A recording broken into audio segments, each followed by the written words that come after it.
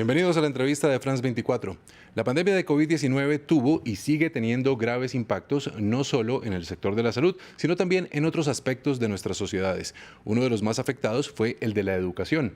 En todo el mundo, millones de niños se vieron impactados en mayor o en menor medida por el cierre de las escuelas durante los confinamientos. Sin embargo, Francia fue uno de los países que logró reabrir rápidamente las escuelas. Y hoy nos acompaña uno de los arquitectos de esta política y él es el exministro de Educación del gobierno de Emmanuel Macron. Hablamos del señor Jean-Michel Blanquer. El señor Blanquer es máster en filosofía, doctor en Derecho Público y también doctor honoris causa en Ciencias Sociales de la Universidad Simón Bolívar.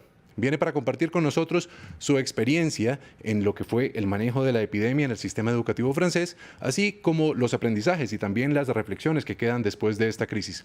Señor Blanquer, bienvenido a France 24. Muchas gracias. Quiero comenzar hablándole de una fecha clave. 12 de marzo del año 2020, el presidente Macron decide cerrar el país. ¿Cómo reaccionan ustedes y ante esta emergencia tan desconocida y tan de enormes proporciones, cómo logra establecer a la escuela como una prioridad política para lograr que justamente se reabra? Bueno, cuando se tomó esta decisión de parte del presidente de la República, fue una decisión muy inmediata. Él había creado unos días antes el nuevo Consejo Científico y este Consejo Científico había dicho que había que cerrar rápidamente. Entonces fue una sorpresa para todo el mundo y estábamos de cierta manera preparados, pero de otra manera no lo estábamos.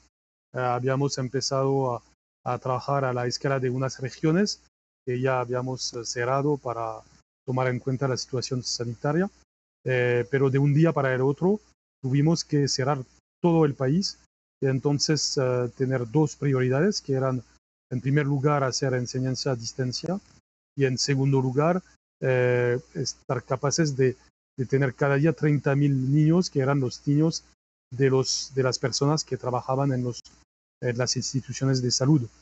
Estas dos prioridades las asumimos, pero nos permitió de ver que, en primer lugar, la enseñanza a distancia es sumamente importante en tales circunstancias, pero no puede reemplazar todas las virtudes de la escuela física.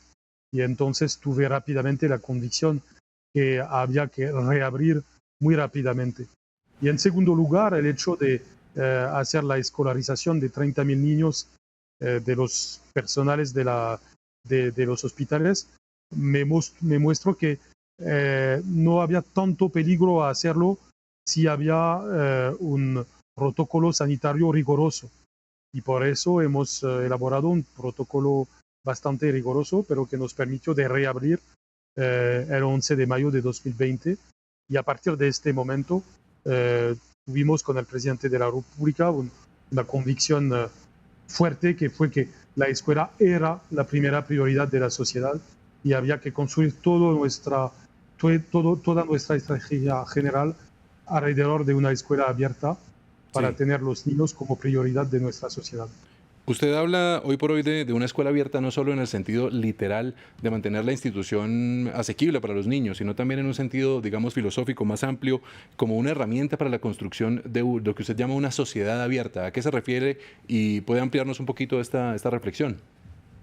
Sí, para mí la crisis tiene muchas consecuencias negativas sobre la educación a la escala del mundo. Por ejemplo, una cifra de la UNESCO nos muestra que 11 millones de niñas supuestamente no regresarán a la escuela después de esta crisis. Eso es sumamente grave. Después de muchos progresos en el siglo XX, esta crisis nos hace hacer pasos atrás. Entonces, debemos reaccionar frente a eso y ver cuáles son los actos positivos que podemos tener en este contexto. Entonces, lo que pienso es que, en primer lugar, la escuela abierta es un concepto básico, que quiere decir que debe haber escuela para todos los niños del mundo. Todos los niños del mundo deben ir a la escuela. Eso es un derecho fundamental del niño, es básico. Pero en segundo lugar, yo pongo en relación el concepto de escuela abierta con el concepto de sociedad abierta. Eso quiere decir que debemos concebir una escuela donde preparamos el niño para el futuro, lo que quiere decir dar los saberes fundamentales, leer, escribir, contar, respetar al otro, pero también adaptarse a distintos aspectos del mundo futuro, en particular tener una educación tecnológica que permite de no ser esclavo de las tecnologías, sino de ser maestros de las tecnologías. Aquí discúlpeme, usted habla, por ejemplo, de que no hay que comparar, o si hay que comparar internacionalmente con humildad los sistemas educativos, pero digamos que una de las cosas que trajo la pandemia es que desnudó muchas de las desigualdades que existen en un continente como el nuestro. En América Latina, muchos de los niños se tuvieron que quedar encerrados. Colombia tuvo un confinamiento extremadamente largo, por ejemplo, y cuando pasamos a la virtualidad, muchos de los niños ni siquiera tenían esas herramientas. Entonces quiero preguntarle por esa irrupción de la tecnología en el sistema educativo. ¿Qué es lo positivo y qué es lo negativo? Bueno, sencillamente lo positivo es que necesitamos la enseñanza a distancia, como lo ha mostrado la crisis, y en segundo lugar, aun cuando la escuela está abierta, puede ser muy útil de utilizar los computadores para ciertas interacciones.